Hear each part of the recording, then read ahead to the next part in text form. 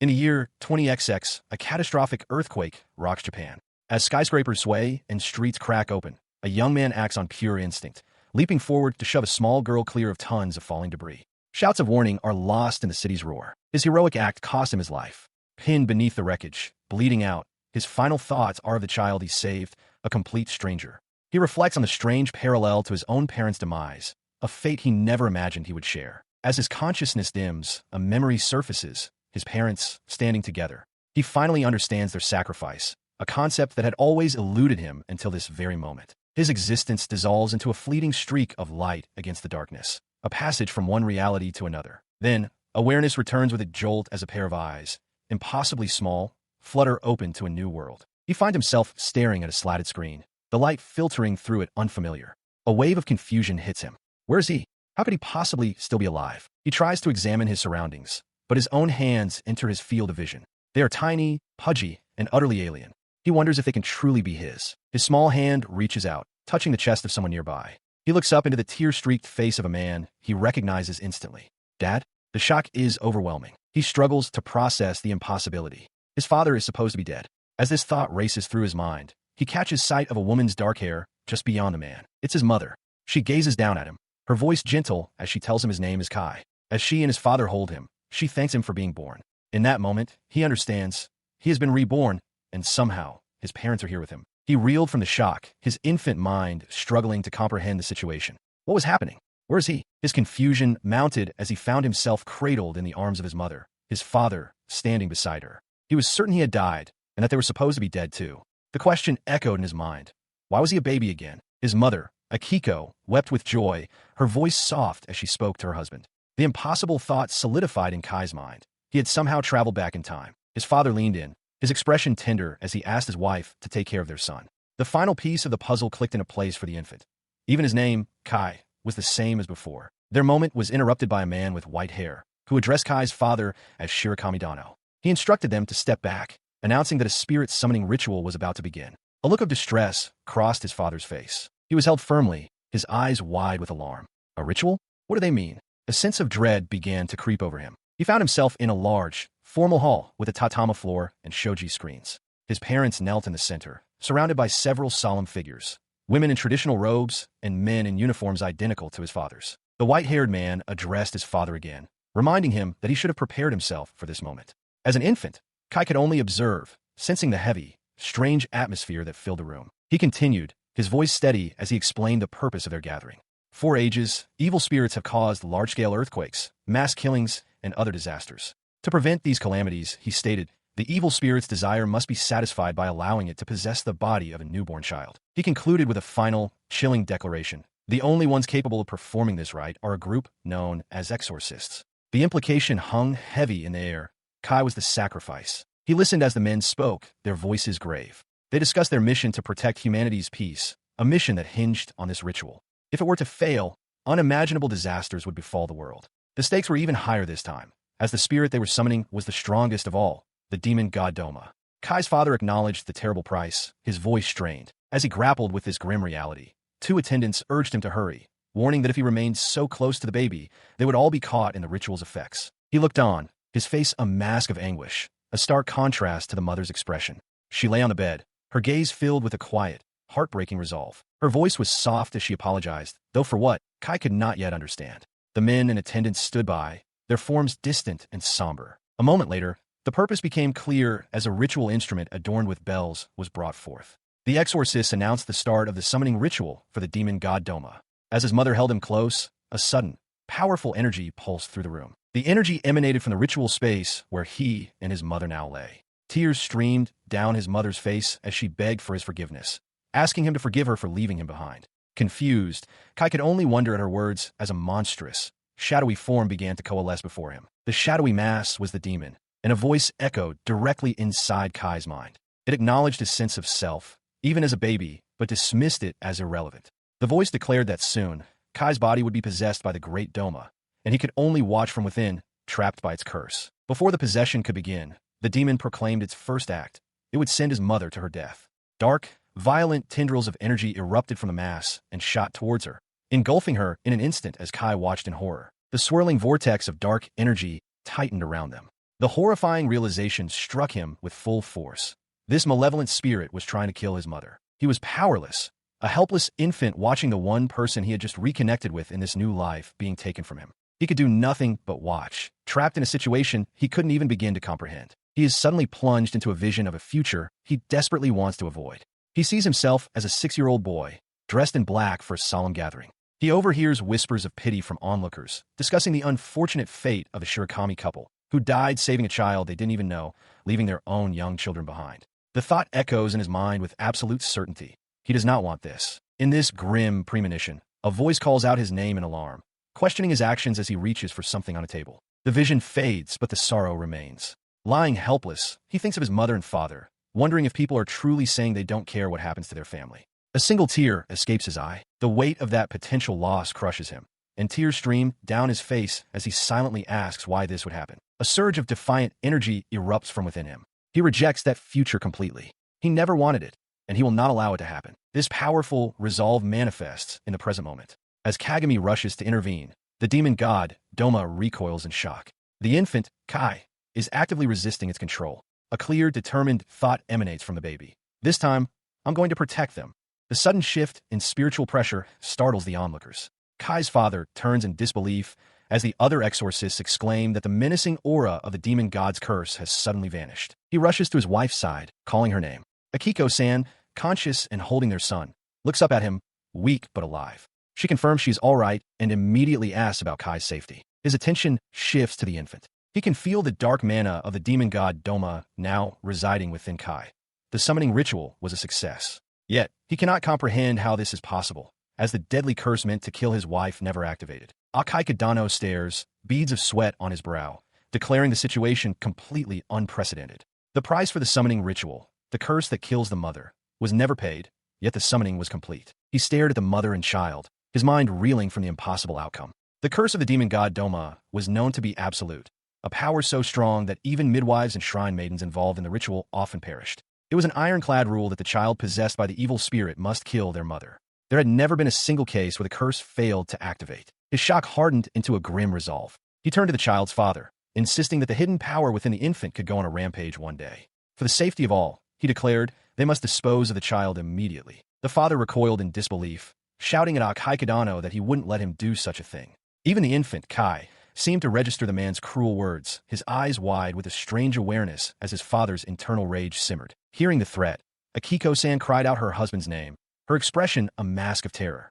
The thought that someone would dare to dispose of her child, her Kai, was incomprehensible. In response to the threat and his mother's fear, a dark aura erupted from the infant Kai, swirling outwards in a violent vortex. The exorcists in the room gasped in alarm, recognizing the malevolent energy of the demon god Doma. The baby let out a wail, but within the cry was a fierce defiance. A dark, monstrous voice echoed from the aura, vowing to kill, but the infant's own will pushed back, screaming for it to stop. Held in his mother's arms, the infants will somehow manage to suppress the demon god's power, preventing it from going berserk. Doma, trapped within the child, was stunned. It could not comprehend how this mere baby was able to put its immense power under control. Unmoved by the display, Akiko reiterated his stance to the child's father. He stated that he was speaking at the risk of his own life, but he firmly believed they should dispose of the child immediately. His jaw tightened. He told Akiko to calm down, reminding him that he had already made his position clear. He would not allow it. From across the room, an older, authoritative man addressed as Ginzendano called for composure. The man, Ginzendano, then explained the nature of the spirit summoning ritual. It always lasts for 7 years, beginning when the spirit is summoned and ending when it rests. The entire purpose is to keep the effects of the curse to an absolute minimum. As is customary, this would mean waiting until the spirit leaves the medium's body. In other words, they had no choice but to watch over the boy until he reached his 7th birthday. He stood by as Akiko confronted the elder, Ginzendano, questioning if his ruling was lenient due to him having a daughter. Ginzendano cut him off sharply, commanding that they keep their private lives separate from their duties. The rebuke left Akiko seething, his face contorted with unspoken frustration. At that moment, the infant Kai became aware of a voice inside his head. It was a coarse, demanding presence, calling him a brat and telling him not to ignore it. The child realized with perfect clarity that this person talked a great deal. Later, after his father had sent everyone home, the voice returned. It clarified that it wasn't a person but the demon god Doma, now residing in his head. Doma seemed to sense Kai's true nature, asking what he was and noting he was no normal baby.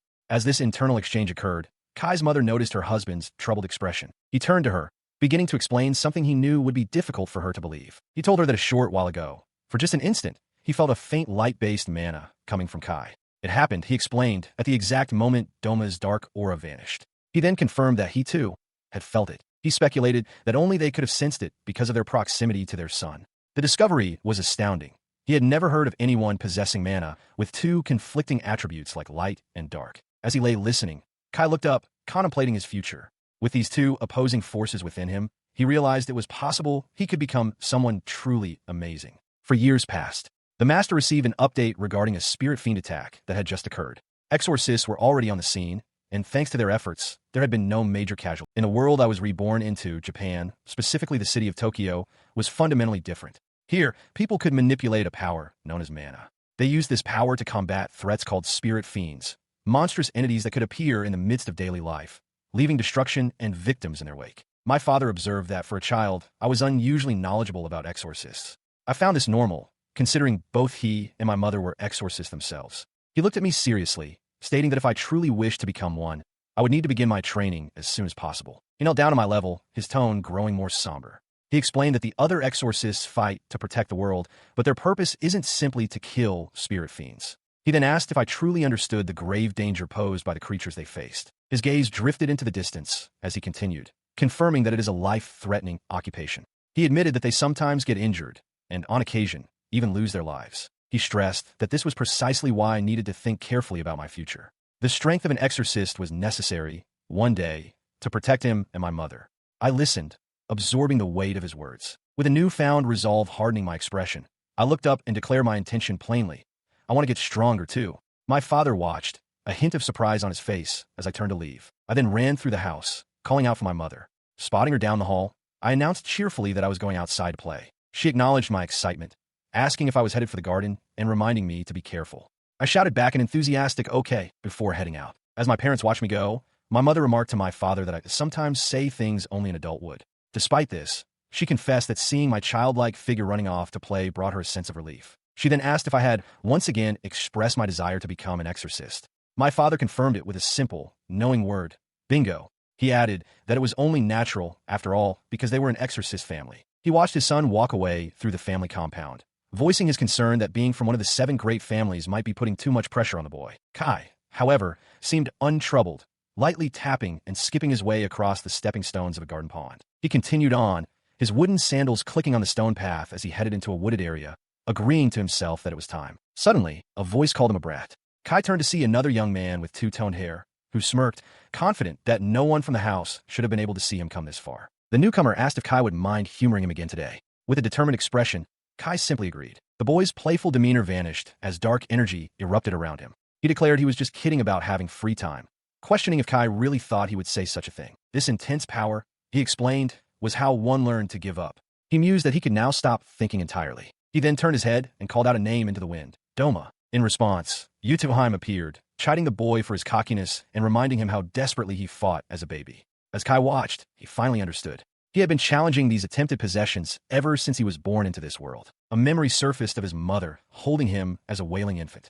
She recalled how it happened time and again, whenever an opening appeared. The flashback continues, revealing the demon god, Doma's perspective. Feeling a surge of power, the entity declares its intent to finally take over the infant Kai's body, vowing that it will not be denied this time. He lay there, a helpless infant, realizing he couldn't move or speak. He internally questioned why Doma, if it was so powerful, didn't just take over his body already, musing on the unexpected amount of free time babies seem to have. Despite his physical paralysis, his will remained unbroken. From deep within, the infant projected a powerful mental rejection, roaring that he would not let the demon pass. The scene shifts slightly, showing his parents observing him. His father calls out, beckoning him over, while Kai, focused on practicing his crawling, internally fumes at Doma for the interruption. To his parents' shock, the infant suddenly pushes himself up and stands on his own 2 feet. He mentally screams at the entity to stop, as Doma's shadowy form taunts him, asking why it shouldn't possess him to help with his training. Doma's voice recounts its persistent efforts over time. It had tried numerous methods, waiting for a chance while Kai bathed, attempting to use sleeping spells on him in his crib, and even striking when he was distracted by a television show. The demon notes that Kai grew accustomed to the constant struggle, but believed it had finally found an opening. The memory fades, returning to the present day. Yutuheim speaks to Kai, her vessel. She mentions that recently he has been resisting less, a development that brought her some relief, though her statement seems to trouble him. She continues, a sly, confident smile on her face. She clarifies that he is naive to think she has given up. She warns him that the moment he shows even a sliver of an opening, she will seize the opportunity to take over his body. Her words leave him troubled. The two sit beneath a tree, Kai hunched over with his head in his hands, as Yutuheim watches him with a placid expression. He looks up at her, confused, and asks if she is helping him. Yutuheim becomes instantly flustered, denying it vehemently. Kai presses, pointing out the contradiction between her threats of possession and her current helpful demeanor. Embarrassed, she tells him to stop using his recon ability, complaining that it's messing with her tempo. She sits atop him as he lies on the ground, feigning annoyance. She questions why she would train a brat like him, claiming she is merely tiring him out to create an opening she can exploit. He looks down, rejecting her premise. He tells her that the simple fact she is there with him is enough, and he thanks her for it. From just out of view, she dismisses his gratitude as an exaggeration, insisting she is only there to watch. Continuing his explanation, Kai admits that since he still can't use mana well, this physical training is the only other method he can think of to grow stronger. He confesses that he has been feeling disheartened lately, a revelation that seems to soften Yutuheim's expression. He lets out a small, weary laugh. He tells her he has mixed feelings about her helping him learn to use his power, but he doesn't want to worry his father or the others, so he can't bring himself to tell them about his struggles. Later, as he strains to do push-ups, Yutuheim lies casually on his back, adding to the difficulty. He complains that he's always telling her this, but whenever she does it, it becomes harder for him to do anything. Unmoved, she simply announces that he has completed his sit-ups and it's time for push-ups. He argues that she isn't adding pressure, just being a distraction. She snaps back, a small demonic visage appearing over her shoulder, declaring that it's only natural. For training to be effective, she insists he must be under greater pressure. As he tries to retort, she suddenly lunges forward to cover his mouth, silencing him. His eyes widen in shock at her abrupt action. She then stands still, her back to him, falling silent as she senses something amiss in the surrounding woods. Her voice cuts through the quiet, warning Kai that he is being watched. Startled, he turns his head just in time to see a single, luminous eye peering at them from the dark foliage. She stares intently toward the hidden observer, identifying it as a surveillance-type Shikigami. She quietly wonders why anyone would dispatch such a creature to spy on them. She gently touches his cheek, explaining that his nature is obvious. He is, after all, an unprecedented medium. Her words continue to flow as she stands behind him. She recounts how he not only prevented his mother from dying due to the summoning ritual's curse, but has also managed to retain his own identity, a feat that should have been impossible. With a knowing smile, she adds that he is doing all this while housing the soul of the great Doma. She speculates that the master of the spying Shikigami is likely one of the people who participated in that original summoning ritual, concluding that of humans, he must be quite the anomaly. As their training continues in the forest clearing, her thoughts drift to the surveillance. It has been happening more frequently, she realizes. Before, the observers only appeared from time to time, so she didn't care. But now, it feels as if they are watching him every single day. Leaning in close, she abruptly changes the subject, reminding him that tomorrow is the day of his mana capacity test. The news catches him off guard. A mischievous energy radiates from her as she dons a demonic mask. She expresses her eagerness to see the kind of reaction they will have, depending on the results of his test. When he asks what she means, her voice echoes with a cryptic laugh, telling him simply to wait and see. The following day, in a formal room, the doctor who administered the test sits before Kai and his father. He begins his report on Kai-sama's mana capacity measurement with a sincere apology. He looks directly at Kai's father and delivers the baffling results they received. The boy's capacity was immeasurable. Kai, seated beside his father, looks up with wide, curious eyes. His father, perplexed, asks the doctor what that result means exactly. The doctor prepares to explain it in simple terms. The doctor began to explain the standard metrics for the test, holding up a vial. He detailed how the testing drug changes color according to the subject's mana capacity, starting from purple for the lowest levels and progressing to light blue. The color red, he noted, was an extreme rarity, appearing only in those with the highest capacities, a 1 in 10 million occurrence. Based on this scale, he gestured towards Kai's sample, which remained both colorless and clear. With a hesitant tone, the doctor concluded that this meant Kai's mana capacity was, in other words, very meager. Kai's father looked on with growing concern as his son stared blankly at the floor. He elaborated on the grim prognosis, explaining that a person's mana capacity is typically fully developed by the age of 3, with no significant changes expected after that point. The result was practically zero. Kai's father pressed for confirmation, while Kai himself processed the devastating implication. He had no affinity with mana whatsoever. His father, refusing to accept this, pleaded with the doctor, asking if there was any other way to interpret the results. But the boy had heard enough. With his head bowed and fists clenched, Kai turned and walked away from the discussion. He strode silently down the wooden veranda, ignoring his father's desperate call of his name from behind. He paused mid-step when a soft, ethereal glow suddenly emanated from the bushes lining the garden. Driven by an unseen purpose, he broke into a run, leaving the house behind and heading deep into the surrounding woods, panting as he went. His energy spent, he collapsed to his knees. Staring at his own hands, he murmured aloud the conclusion he was meant to have reached. There was no way he could become an exorcist. Behind him, a soft chuckle echoed from a feminine presence. But as he stood, his feigned despair melted away, replaced by a knowing, almost mocking smile. He began to laugh, realizing that everyone involved was operating under a huge misunderstanding. He mused to himself about the Shikigami, acknowledging it was part of the confusion. But before he could finish his thought, Yutoheim's voice cut in sharply, warning him not to speak so carelessly as she addressed him as Do. He heard Yutoheim's voice explaining the grim reality of his situation. As soon as the news of his zero mana capacity spread, his enemies mistakenly believed it was the perfect opportunity to eliminate him. The ground crunched under the weight of a massive, tusked beast that emerged from the trees. Kai stared up in shock as Yutoheim confirmed that the Shikigami's master had wasted no time in making a move. He recognized the creature as a spirit fiend. A grim thought surfaced. At least his father had understood the true meaning of the test results, unlike the others. Elsewhere in the territory, his father confronted a different reptilian fiend, wondering how it had breached their defenses. Kai, however, quickly dismissed his own thoughts, realizing this was hardly the time to ponder the meaning of his immeasurable power. A soft voice cut through his panic, questioning his conclusion. Not the time, you say? Yutoheim materialized beside him, her hand gently touching his face. She declared that it was, in fact, the perfect time for him to learn about his power. Stunned, Kai could only stammer her true name, Doma, before asking what she truly was. Suddenly, a searing heat coursed through his entire body. Yutoheim's voice echoed in his mind, explaining that to use mana-based abilities, known as Jujitsu, one must first have the formula for each technique carved into their very being. Her expression hardened with purpose. She informed him that the formula for lightning arts, Thunderclap, was now flowing through him, just one of countless Jujitsu. With a point of her finger, she commanded him, now go. She ordered him to defeat the fiend with his new technique. Kai protested, insisting that he needed mana to use it. As the beast lunged, Yutoheim sighed, exasperated that he was still fixated on that single point. His face fell as the devastating conclusion settled in. If he truly needed mana, then it was impossible for him to protect anything at all. He stood frozen, his previous conviction shattered. Yutoheim's voice echoed, questioning if his resolve to protect his parents was so weak that it could be overcome by her control. As his hand clenched into a fist, he silently defied her assessment. His defiance solidified into a new understanding. He had to stop making excuses. To protect his parents, to protect everything precious to him, he needed to put his heart and soul on the line. With that resolve, he lunged forward, declaring he had no other choice. Thrusting his palm towards the fiend, he unleashed the lightning arts technique, Thunderclap. The resulting explosion of power caught even Yutoheim by surprise. She observed aloud that the boy possessed no talent for mana. Before them, a massive, smoking trench was carved into the landscape, obliterating everything in its path. Yutoheim realized the obvious. The test Kai had taken was simply incapable of measuring a power of this magnitude. She turned to the boy, addressing him as Brat. With newfound conviction, she told him she was certain he would become an exorcist unlike any that had ever existed. Her gaze softened as she looked upon him. She declared that his path to supremacy was just beginning, and that she, as Doma, would watch over him.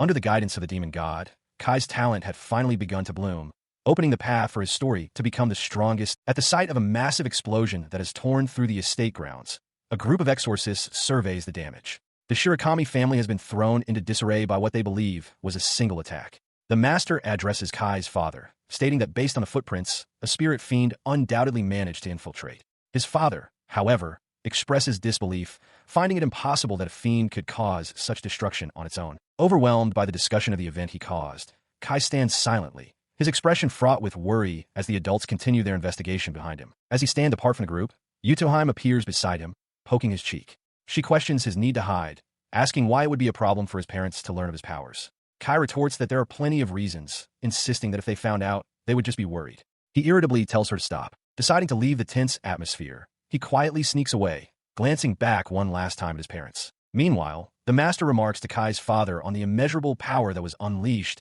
admitting that he never thought it would be to this extent. Having slipped away unnoticed, Kai and Yutoheim walk along an outdoor veranda of the main house. She senses his unease and asks what is wrong with him, pointing out that if he was so worried, he should have stayed at the scene. With a troubled look, Kai replies that he didn't want to stay there either. Just then, his father approaches from behind, calling his name.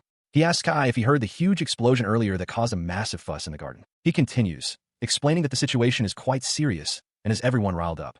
Kai looks down, quietly claiming he didn't really hear anything. His father sighs, remarking on the unsettling thought that such danger could strike so close to them. He listens as his father's voice concedes that they can no longer dawdle, nor can they brush off his desire to become an exorcist anymore. His father stands at the end of a long wooden corridor, looking back at him and deciding that his training should begin the following week. The boy is startled by the suddenness of it all, stammering about the results of his mana capacity test. But his father interrupts, demanding to hear his resolve once more. He looks down at his son, his expression serious, and poses the question directly. Do you want to be an exorcist? In response, Kai's small hands clench into determined fists. His gaze is steady and unwavering, his young face set with a firm resolve. A few days later, Kai stands within the family dojo, dressed for training.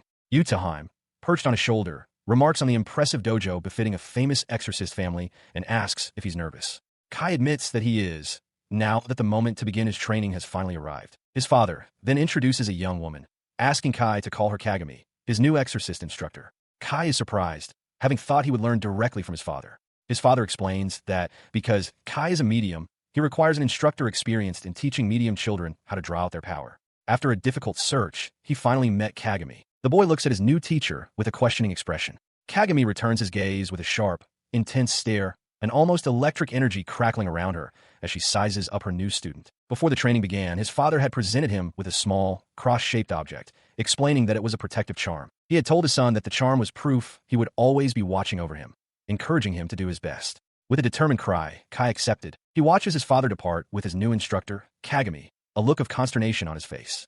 He wonders aloud what her problem is. As he stands there, Yutaheim materializes beside him, resting her head gently on his. She asks if he's sad that his father left, reassuring him that she will be there for him. She reflects internally that budding and just as someone steals their resolve is a delicate matter. Inside the training hall, Kagami startles him by slamming her forehead to the floor in a deep, formal bow. She thanks him for coming and declares that she looks forward to working with him. The boy is stunned by the display, thinking to himself that it is a masterpiece of a Dejiza.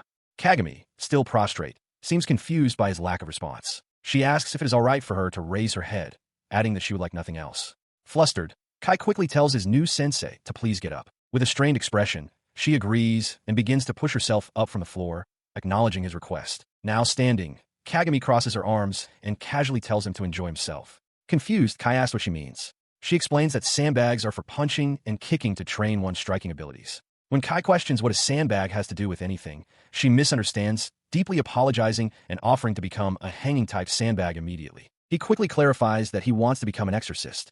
To achieve this, he formally requests that she teach him the fundamentals and asks her to take care of him. Kagami stares, wide-eyed and utterly shocked by his serious declaration. Her composure breaks.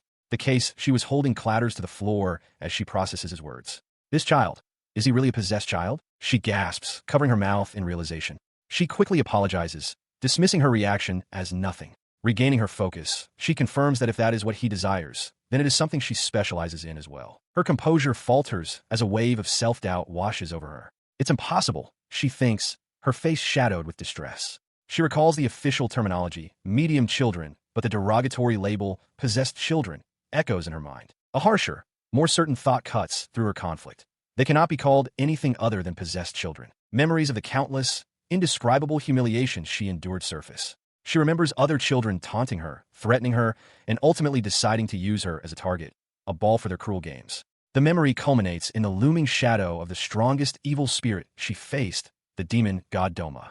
She realizes she cannot afford to let her guard down. Steeling herself, she clenches her fist. She acknowledges that this is necessary to fulfill her true objective for this job. Having regained her focus, she turns to Kai. As he wished, she will explain the 3 principles of exorcists: mind, technique, and body, and asks him to look at some illustrations she has prepared. Using a small whiteboard with crude drawings, she details the principles. Mind, or hakajutsu, are special techniques unique to each individual that shape the soul, usable only by a talented few. Technique, or yujitsu, are the fundamentals, converting mana into the 5 great elements. Finally, body, or taijutsu, is physical combat relying on mana, with basic training improving stamina. She concludes that this covers the basics and notes that students usually learn taijutsu first, while Kai internally remarks on her unique drawings. She then asks if he has any questions. Kai immediately affirms that he does, startling her. He points out that both mind and technique require the ability to shape mana, something children his age are normally unable to do. His eyes sparkle with excitement as he declares he wants to see yujitsu. Taken aback by his eagerness, Kagami agrees, though she adds that it may be presumptuous of her to demonstrate. She extends her hand, and a small, gentle flame flickers to life in her palm. Fire arts, firefly's light, she announces. Kai stares, completely captivated and speechless. He is utterly amazed. He asks aloud if the fire is really coming from her hand and questions the principle behind it. His intense, wide-eyed reaction is so overwhelming that Kagami scoots back in surprise. He expresses surprise at the small flame, prompting Yutsuheim to float over and chide him, reminding him that he'd witnessed a far more impressive technique just the other day. She elaborates, explaining that once a technique's formula is instilled, it becomes a permanent part of the user's body, allowing them to use it at will. Kagami, however, internally laments that she can't use such a flashy technique whenever she pleases. He turns his attention to Yutsuheim, bluntly asking if she might be afraid of failing. The question hangs in the air, and Kagami shoots a sharp look, realizing he's spoken his thought aloud. Ignoring the tension, he presses Kagami for an explanation of how she performed the technique. Flustered, she agrees to explain, but asks for a moment to prepare herself. After a moment, she retrieves a large, bound book from a metal case. She explains that every Jiu-Jitsu technique has a corresponding book of arts. When Kai asks if he needs to read it, she corrects him, stating that merely touching the book is sufficient. She continues, detailing that upon contact, the technique's formula flows directly into the user's body. From that point on, continuous image training, visualizing the effect, is all that's needed to activate it. The concept leaves Kai looking puzzled. The book lies on the floor, its cover clearly marked Arts, Firefly's Light. While the process sounds simple, image training is notoriously difficult. Furthermore, if an individual lacks the specific aptitude for a technique, no amount of training will ever allow them to activate it. A common outcome. A smirk spreads across his face as he realizes this is the standard method Yutsuheim uses to learn. He sees it as a perfect opportunity to challenge her and prove his own capability. As he reaches out, his hand already glowing with a faint aura, Kagami confirms that the book contains the very same formula for the Firefly's Light technique she demonstrated earlier. With a confident grin, he places his hand firmly on the book's cover. He announces his intention to try it and throws a taunt back at Yutsuheim, pointedly asking who it was that was supposedly afraid. He touches the book, feeling the formula for Firefly's Light transfer into him. This, he thinks, is his very first step to becoming an exorcist. As he prepares, Yutsuheim watches, telling him there's nothing to be afraid of. Following the transfer, he attempts to activate the art. He strains, pouring his focus into the task, but nothing happens. A moment of confusion passes, followed by another grunt of effort. Yet the technique remains inert. His failure is met with a burst of laughter from Yutsuheim, who playfully pats his head. She mocks him for his earlier pride, reminding him how he screamed that he'd get it on the first try. Flustered, Kai yells at her to stop, while Kagami watches thoughtfully. Her gaze remains on Kai, her expression softening with concern. She quietly asks him if the jiu-jitsu truly didn't activate. He turns to her, his confidence shaken, and asks if there's some tricks she could teach him so he can learn it right away. Kagami immediately agrees, her demeanor encouraging. And so, they begin their training session, sitting opposite one another on the polished wooden floor of the spacious dojo. Several hours pass. Kagami gently interrupts his relentless practice, noting that he's been attempting the same jiu-jitsu over and over. She tells him he must be exhausted by now, her expression filled with concern. He insists that he can keep going, determined to practice just a bit more. Kagami firmly refuses, stating that they should end the jiu-jitsu practice for the day. Despite her decision, his face remains a mask of intense focus. He quietly repeats his desire to continue for a little longer, unwilling to accept failure. He looks down at his hand, admitting he had the wrong idea. He thought jiu-jitsu was simple and that he could do it easily, but it didn't work at all. He explains that while he can imagine it perfectly, the power keeps slipping through his grasp. As he speaks, a look of sudden understanding dawns on Kagami's face. Slumped on the wooden floor, Kai admits his worry to himself, wondering if perhaps he truly doesn't have any talent after all. Seeing his dejection, Kagami explains that it actually takes a long time for anyone, even adults, to use jiu-jitsu for the first time. For children, it can take days, weeks, or even months, depending on the technique's complexity. She adds that while this might be unnecessary information for a medium child, she felt it was important to say. He looks up at her, processing the words. The idea of it taking several months makes him question if his current method of training is enough. His doubt vanishes, replaced by a surge of determination. He declares that he will try even harder, vowing to master the technique not in weeks, but in a few days. He promises to show her he can activate the jiu-jitsu as fast as possible. He clenches a fist, feeling confident. Thanks to the tricks she taught him earlier, he feels he has definitely taken a step forward. Buoyed by this feeling, he suggests he'd like to train a little longer and tells Kagami-sensei she can go home, as he'll just do some self-training. As he tells her to stop, her expression darkens, her gaze falling to the floor. Her demeanor shifts entirely. She turns to him, her voice cold, and asks why he doesn't show his true identity. She states plainly that there is no way a possessed child would be unable to use jiu-jitsu. She presses on, her words sharp with accusation. She tells him she came with the resolve to face the true nature of possessed children. She demands to know if he's trying to act like a normal kid, or if he enjoys seeing her dance in the palm of his hand. She questions if he even wants to become an exorcist, warning that there's a limit to what she can do. He is stunned by the sudden hostility, pleading for her to wait and asking what she means. She ignores him, demanding to know why he doesn't just act like the other possessed children and do whatever he wants. Her voice is grim as she explains her experience. Every possessed child she's ever met has been the same. They greet people with violence and abusive words. To them, humans are nothing but toys, and their greatest joy comes from torturing and abusing them. She looks at him intently, asking, "Aren't I right?" He vehemently denied her accusation, shouting that she was wrong. Visibly distressed, Kagami pressed him, questioning if he was truly any different from the other monstrous children she had known. He stood his ground, calmly acknowledging that while he was a medium child, he was different. He asserted that he was there by his own will and made a firm promise to Kagami-sensei that he would never commit the atrocities she described. He explained that his mind had never been controlled, and that was precisely why he wanted to become an exorcist.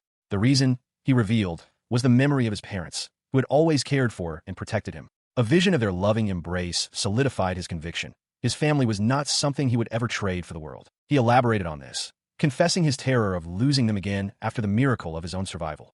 A painful memory of finding them lifeless flashed through his mind. Fueled by this, he declared his ultimate goal, to become strong enough to protect his parents and never lose them again. Hearing his conviction, Kagami challenged him, stating that if he was truly different, he would have to prove it. He accepted her challenge without hesitation, reaffirming his vow to protect his family from evil. Then, looking directly at his teacher, he extended that promise, declaring that he would also save Kagami-sensei from the unreasonable evil that threatened her. His earnest declaration left her stunned into silence. Suddenly, the spirit Yutaheim materialized beside him, her face hidden by a demonic mask. She mockingly commented on his big words, then pointedly asked if she was included in the evil he spoke of. Kai was startled by her abrupt appearance and question. Her playful tone vanished as she leaned in close, her expression sharp. She questioned how long he intended to dawdle, asserting that with his power, it should not be taking him so long to acquire Jiu-Jitsu.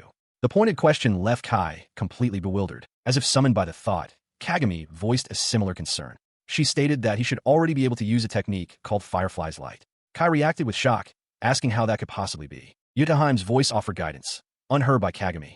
She instructed him to remember, to recall the feeling of resisting her control and the sensation of using the thunderclap technique he had unleashed before. Her words sparked a sudden understanding within him.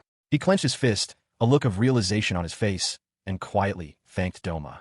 With newfound resolve, he turned to his teacher and declared, "Sensei, please watch me." Kagami looked on, her expression a mixture of surprise and anticipation. He holds out his hand, declaring that his desire to protect is all the proof she needs. With a focused cry, he summons the technique, Fire Arts, Firefly's Light. A small, controlled flame erupts in his palm, causing Kagami to recoil in shock. Her eyes widen in disbelief. She struggles to comprehend how the boy could have possibly understood Jiu-Jitsu in only a few hours, thinking it must be some kind of joke. As she examines the flame, she notes its faintness. But a more critical realization strikes her. She can't sense any trace of dark mana emanating from his Jiu-Jitsu. This is no ordinary power. It is a super rare attribute, one that appears only once every few hundred years, even among the esteemed 7 great families of exorcists. He holds the flame high, a beacon in the dim light. It is light mana, the only attribute capable of standing against the encroaching darkness. A year has passed since Kai began his training. With intense focus, he practices Jiu-Jitsu, manipulating a current of water with his outstretched hand as he forms the technique known as water arts, flowing water. Observing his efforts, Kagami notes that his power and control are both increasing steadily. She calls out his name as he unleashes a powerful, sweeping arc of water across the training grounds. Now 5 years old, Kai continues his special training with Kagami-sensei, determined to become an exorcist. He offers his instructor a polite thank you, though his thoughts reveal a lingering worry that troubles him. As they stand in the courtyard, Kagami suggests they continue at this pace. Kai agrees aloud, but his downcast expression betrays his internal conflict, leaving him to question his own feelings. His contemplation is shattered by the sudden appearance of Yutaheim, who materializes right in front of him. She playfully points out his glum look, startling both Kai and a flustered Kagami, who scolds the spirit for appearing so abruptly and suggests they take a break. Following her suggestion, Kai sits down, his troubled expression persisting. Yutaheim floats nearby, remarking on the dark look he's had on his face recently and stating that there's no point in possessing him if his mind is so preoccupied. He decides to confide in her, admitting he was wondering if it was truly all right for him to continue like this. He explains that while he has learned many kinds of jiu-jitsu over the past year, he doesn't feel like he has actually grown much stronger. He elaborates on his frustration, stating that even though he uses all the techniques the way they are supposed to be used, their power doesn't compare to the overwhelming force he unleashed when he first used jiu-jitsu. His thoughts are cut short as Kagami calls his name. She demonstrates a defensive maneuver, effortlessly creating a swirling barrier of water to deflect an unseen force. She then turns to him, her expression serious. She issues a direct challenge, declaring that if he is not able to even break through her jiu-jitsu, he will never become an exorcist, let alone be capable of fighting spirit fiends. He sat in quiet contemplation, his hands clenched tightly in his lap. The memory of his previous life surfaced. His parents had died right after he turned 6. This grim anniversary fueled his anxiety, making him question if he could truly protect his new family at his current pace. This fear drove him. He felt a growing unease at how quickly time was passing, worried he couldn't achieve the results he needed. The image of his former parents in his mind solidified his resolve. If his new family was destined for the same fate, he had to do everything in his power to stop it. His intense focus was suddenly broken as Yutuheim poked him in the cheek. She asked if he was even listening, then correctly surmised that he was feeling sad about his parents going away. Startled by her perception, he could only stammer an apology. She floated back slightly, her expression turning serious. She confessed that she was genuinely worried about him, noting that it was quite something for a 5-year-old to carry such heavy concerns. She then reframed his anxiety, calling it a privileged worry. To give him some perspective, she revealed a remarkable fact. The one known as the strongest exorcist in history first managed to use jiu-jitsu at the age of 4 years and 7 months. The meaning behind her words slowly dawned on him. His eyes widened as he began to grasp the full implication of what she was telling him. As the realization settled, her voice continued, reminding him that today was, after all, his special day. She gently admonished him, explaining that to arrive with such a somber face would be to trample on the feelings of those who had prepared everything for him. The reason for their efforts was simple. Today was his 5th birthday. He stopped in the hallway, turning back with a look of utter confusion. He had no idea what she was talking about. In response, the doors before him slid open to reveal the answer. His mother and father stood there, party poppers in hand, with a lit birthday cake on a table between them. They shouted his name and wished him a happy birthday, leaving him completely stunned. He looks on with a bright, sincere smile, overwhelmed with gratitude as he offers his thanks. Turning to his parents, he offers a small apology before exclaiming how delicious the birthday cake looks. His mother, beaming, asks him how he would like it to be cut. Despite his outward happiness, his expression hardens as a conflicting thought arises. He internally acknowledges all the trouble his parents went through, yet admits to himself that he cannot feel truly happy from the bottom of his heart. His somber reflection is suddenly interrupted by Yutuheim, who appears directly behind him. She impatiently demands he hurry up and eat the cake she has been waiting an entire year for. With a weary look, Kai tells her to stop. He recalls that when Yutuheim first tasted cake on his last birthday, she ended up writhing on the floor. As if remembering the sensation, she begins to squirm in anticipation, prompting a concerned Kai to ask if she is okay. Her squirming is not from distress, but from pure, overwhelming bliss. Watching her ecstatic reaction, Kai smiles faintly and remarks that she must have a powerful sweet tooth. Taking a bite himself, Kai reflects on the taste. He realizes it's not just the sweetness that makes it so good, but the fact that it is a first-class, once-a-year delicacy. His pensive mood is noticed by Yutuheim. Now composed, she asks why he isn't tasting it properly and questions the troubled look on his face. Setting his fork down, Kai gently explains that they have proper food too, not just cake. He then asks her a pointed question. Has she become so afraid of losing things that she's forgotten how to look at what's right in front of her? To make his point, he presents another dish, a bear-shaped omuris. He asks if the ones right in front of her now are not the ones she should cherish the most. He looks at the meal his mother prepared, apologizing for its imperfect shape, but promising that it is delicious. His words trigger a memory from his past life. He recalls that his parents were always busy with work, and his mother rarely cooked. The comforting taste he associated with a mother's cooking actually belonged to his grandmother. The memory fades as his mother, Akiko-san, reassures him that she did her best. Realization dawns on Kai as he looks at the food again, excitedly asking if she made the bear-shaped dish herself. The sight of the meal stirs another recollection from his previous life.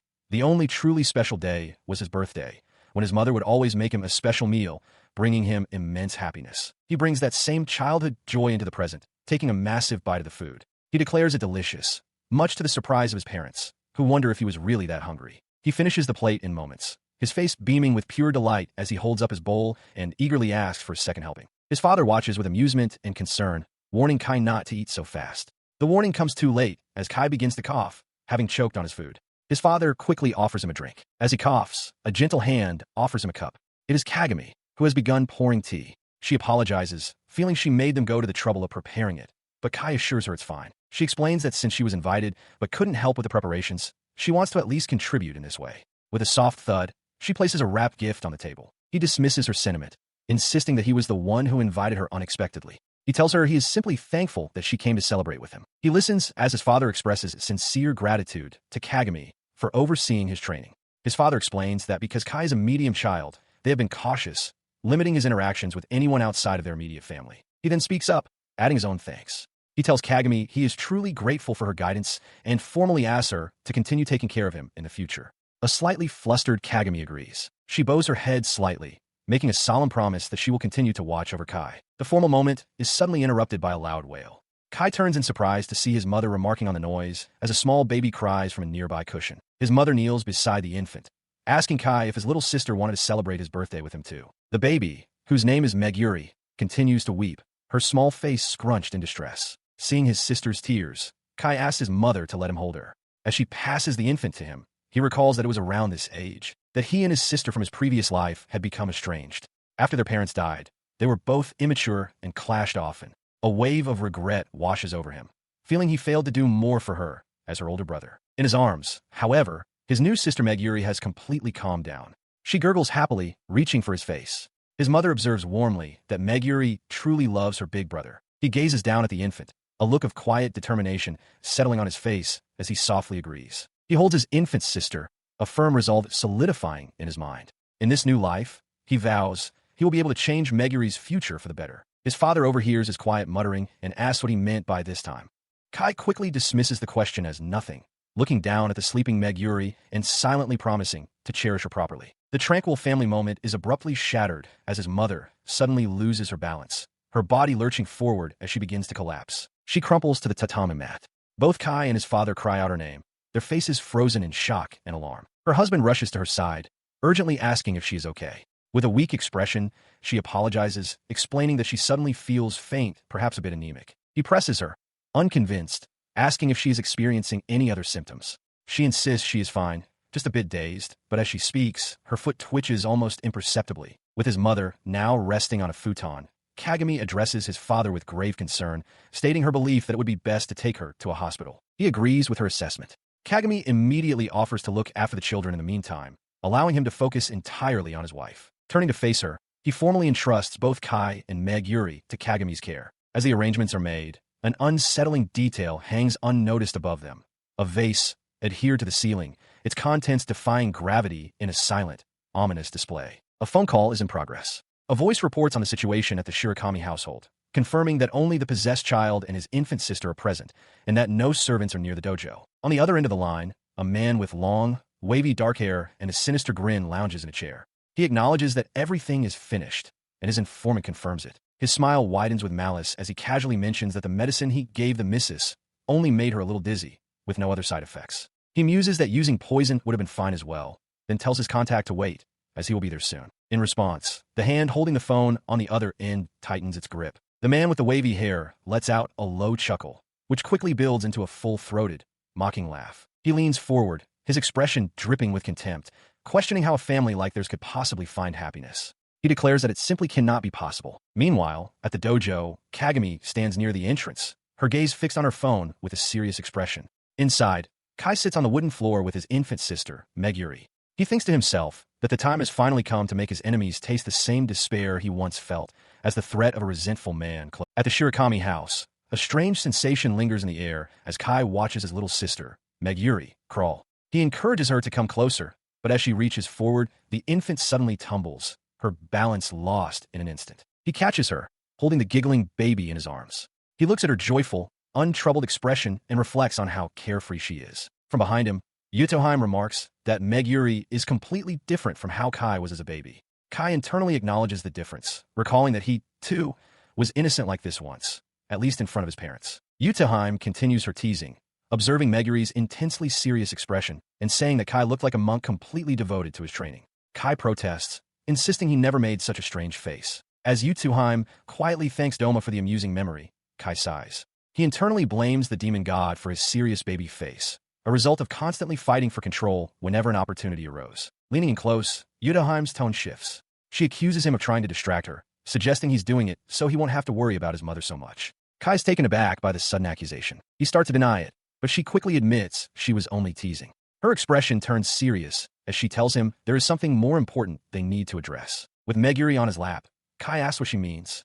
Yutaheim directs his attention toward Kagami, who stands silently nearby. She asks Kai what he thinks of the situation, pointing out that he hasn't caught on to that girl's behavior yet. Yutaheim elaborates, explaining that Kagami has been acting strangely ever since she arrived at the house. While she has always noticed oddities in Kagami's behavior from time to time, this instance feels different. Watching Kagami from across the hall, Kai realizes this is the first time her strange behavior has been so obvious. The situation feels forced, as if orchestrated. He senses she is trying to do something specific. As Meg Yuri begins to crawl away, he calls out, telling her not to wander too far. His thoughts are interrupted as a door slides open with a sharp rattle. A tall, lean man with long, wavy dark hair and a sinister smile steps into view, commending Kagami on a job well done. Startled, Kai looks up at the imposing figure, wondering who this newcomer could be. He turns to his instructor, asking who the man is, a nagging feeling of familiarity stirring within him. Beside the man, Kagami bows her head slightly, her face obscured by her hair as she thanks someone she addresses as Akaika-sama. The man steps fully into the room, his traditional sandals clicking against the wooden floor. He states that he heard about the situation from Kagami, though he admits he doesn't fully understand the reason behind it. His words send a jolt of alarm through Kai, who wonders how this man could possibly know about Doma. Across the hall, Yutaheim confronts the man directly, questioning if he has been possessed by the demon god. He calmly denies it. The name triggers a memory. Kai suddenly recalls the day he was born into this world. The man called Akaika, one of the heads of the 7 great families, was present for the sealing ritual meant to contain the curse on his mother. As Kai processes this memory, Yutaheim leaps in front of him, her expression grim. With urgency, she yells for him to fall back. She immediately unleashes a powerful torrent of dark, swirling energy toward the man. The blast rushes past Kai, who can only watch in shock as the man clicks his tongue, completely unfazed by the immense power directed at him. The sheer force of the attack knocks Kai off his feet. From the floor, he hears the man give a simple, chilling command to Kagami. Do it. Her quiet affirmation, yes, seals the betrayal. He stares in disbelief, his mind reeling. Why is this happening? He calls out to his instructor, certain that this must be a lie, a terrible mistake. His confusion turns to sheer panic when he sees his infant sister, Meg Yuri, crawling across the floor, right into the middle of the confrontation. He realizes he must get away from her to keep her safe. But it's too late. The man raises a hand, not towards Kai, but directly at the defenseless child. He watches in horror as the man, Akaika-sama, unleashes a torrent of dark fire. The flame vortex barrels towards him and his crying sister, shattering the paper screens in its path. The blast throws him to the ground, leaving him gasping for air.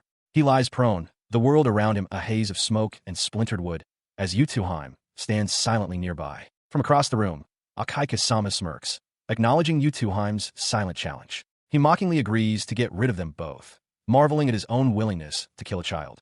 The pain is overwhelming for Kai, and a cold fear grips him as he realizes he might die. Yutaheim's voice echoes in his mind, a desperate plea for him to get up before it's too late. His consciousness fades, the fear solidifying into a single, chilling thought.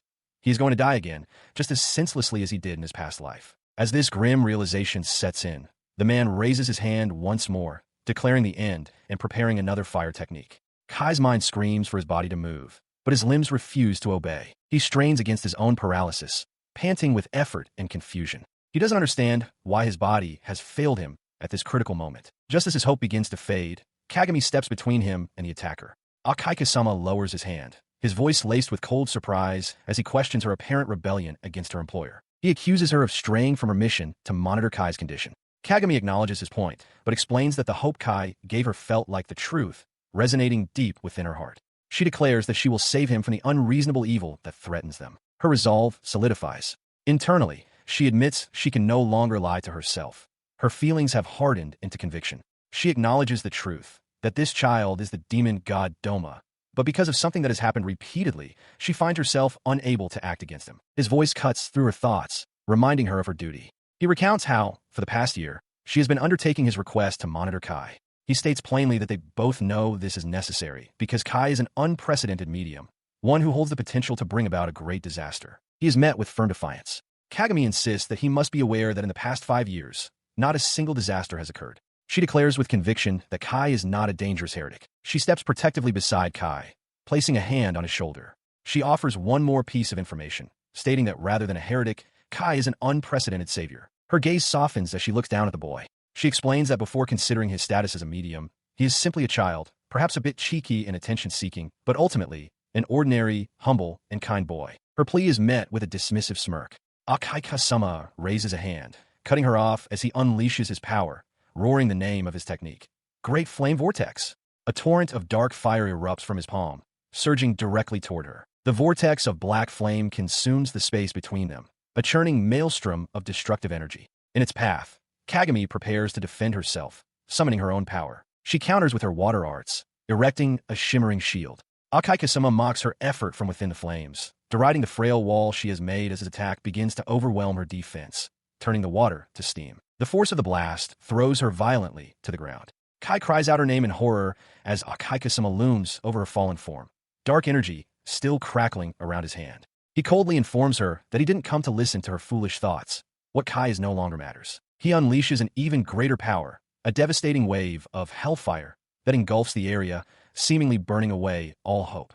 With a wide, manic grin, he declares that if they insist on opposing him, he will simply get rid of them all. Akaikasama unleashes a torrent of dark energy, declaring it fitting for a heretic medium child and a traitor to be burned by the flames of hell. With his flame arts, he commands them to turn into ash, launching a massive attack called Hellfire towards Kagami and Kai. Reacting instantly, Kagami shields Kai with her body, urging him to stand back. As she prepares her own water arts, Kai's eyes widen in terror, realizing the immense danger they face. She counters with her water volley, firing a barrage of projectiles. Akaikasama watches, unimpressed, recalling that she is merely a Class 2 exorcist. His overwhelming flames easily dissipate her attack. He condescendingly reminds her that he is a Class 4 exorcist and the head of the Akaika family, questioning if she's foolish enough to stand against him. The power difference is absolute.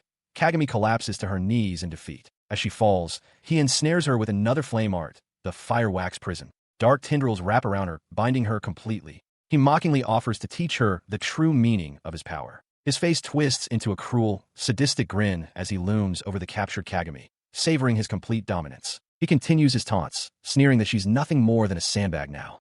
Kagami can only groan in pain, trapped and helpless. His verbal assault persists as he asks if she enjoys being treated this way by medium children. From nearby, Kai watches the torment, his expression hardening with silent fury. Akaikasama then turns his mocking gaze to Kai. "How is it?" he sneers. "Does it feel good?" The boy's face is a mask of rage as he utters a single, quiet command.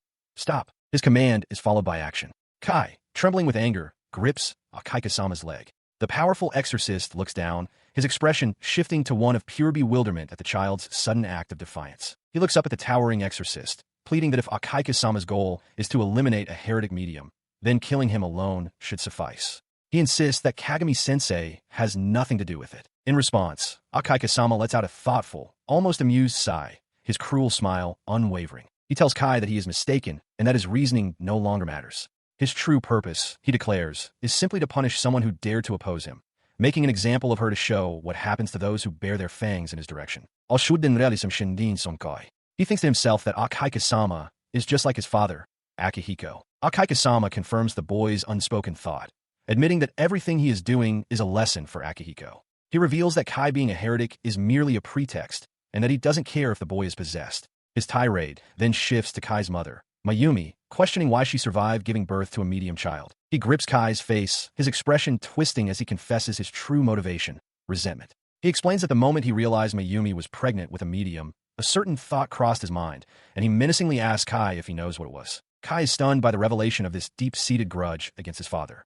Akaikasama continues, his voice dripping with venom, revealing that he had planned to take Mayumi as his wife. He gloats that he was filled with joy at the thought of a defiled Mayumi dying, as it would have been the perfect punishment for Akihiko, to lose the one he treasured most at his moment of greatest happiness. His composure shatters completely as he screams about the unfairness of it all. Akihiko got everything. Mayumi, a child, his talents, without losing anything. As dark energy erupts around him, he repeatedly shrieks that it's unfair, his face a mask of pure, tear-streaked hatred. The swirling energy coalesces into a shadowy hand reaching for Kai. With a twisted, desperate expression, Akaikasama asks if he can't be forgiven for stealing just one of Akihiko's treasures. As the dark appendage lunges, Kai realizes with a jolt of panic that he cannot allow himself to be caught. Acting on pure instinct, he unleashes a torrent of energy, shouting the name of his technique, water arts. Flowing water. His water technique is met with derision. Akaikasama, his patience exhausted, declares that he had planned to torture the boy slowly, but has had enough. He dismisses Kai's borrowed power as merely annoying and unleashes a torrent of dark energy. The dark energy surges across the ground directly toward Kai. With absolute conviction, Akaikasama vows to burn them all to ashes at once. The overwhelming force of the attack seems to have struck, leaving a path of utter destruction. Amidst the rubble of shattered buildings, Kai can only stare in disbelief, a choked no escaping his lips. He tries to move, to react, but his limbs refuse to obey. A cold dread washes over him as he realizes his body has frozen in terror once again. As he stands paralyzed, Yutuheim suddenly appears before him, her hands gripping his face. With tears of frustration in her eyes, she yells, calling him a brat. She urgently asks if he understands the gravity of their situation, offering a stark choice. If he does not wish to die, he must give all of himself to her. When Kai questions her meaning, she states her demand plainly. She wants his body. The implication of her words sinks in. She means to possess him. Yutuheim's gaze hardens with certainty. She knows that if it were her in control, she could turn their foe into ash in an instant. He recognizes this as the power of Doma, the strongest evil spirit. He has no doubt that she is telling the truth, that if he gives her everything, this crisis would be resolved with terrifying ease. But as he weighs this terrible choice, his thoughts drift to his infant sister, Meguri, a memory of holding her surfaces, and with it, a new clarity. He realizes that protecting her is the one thing he can do now, and that must be enough. The memory is vivid, a moment defined by a powerful, protective love. Tears stream from his eyes, not of fear, but of a profound and resolute purpose. He looks down at Yutuheim, who lies injured on the ground before him. Through pained breaths, she addresses him as Kaisama, pleading for him to run away and save himself. He quietly thanks her, using her name Doma, and acknowledges that she, too, has precious things she needs to protect. To his surprise, she rises to her feet, insisting that she is fine. She adds with a flustered look that it's not as if she was doing any of this for his sake. He shouts back, clarifying that his concern isn't just about her physical state. He admits he's also worried she might be planning to permanently take over his body. Turning his attention to his opponent, Kai declares that this is the time to conquer his fears. He reasons that if he continues to rely on Yutuheim, she will one day disappear from his body, leaving him unable to protect his family. Akaike-sama scoffs at this, dismissing it as a mere bluff to cover his terror. The antagonist's face contorts with manic glee. He taunts Kai, saying his frustration and fear are obvious, and that this unsightly desperation is what makes death shine even more brightly. With a wild laugh, Akaike-sama unleashes a torrent of dark power, shouting the name of his technique, Flame Art's Great Hellfire. The massive attack surges across the hall directly toward Kai. As the black energy engulfs the space around Kai, Akaike-sama screams in triumph, declaring that this will finally make them equal. His victory cry is cut short by utter disbelief. The attack has been stopped. Akaike-sama stares, stunned, demanding to know how Kai could possibly use such a technique. Kai's voice cuts through, declaring he would never let that happen. A brilliant shield of light stands firm, having completely nullified the dark flames. Akaike-sama recognizes it as Hakujutsu, the divine technique of the exorcists. Born from Kai's determination to protect, the moment for a counterattack has arrived.